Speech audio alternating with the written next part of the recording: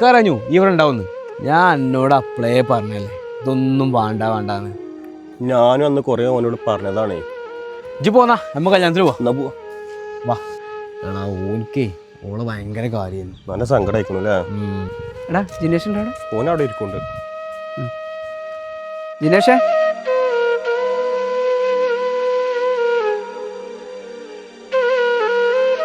സാരല്ലടാ ഒക്കെ പോട്ടെ.